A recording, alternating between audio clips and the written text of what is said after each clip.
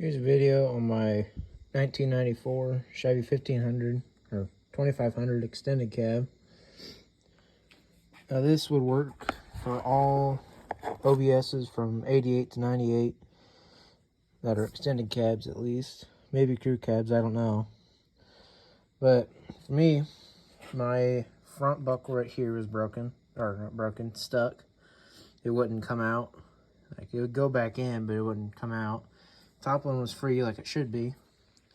So I did is I popped this cover off, took that T50 out, which if you have an ounce of rust on it, it'll be a dog. So what I'd recommend is just taking off this back cover, which faces towards your rear seat back here. And there's this little black tab.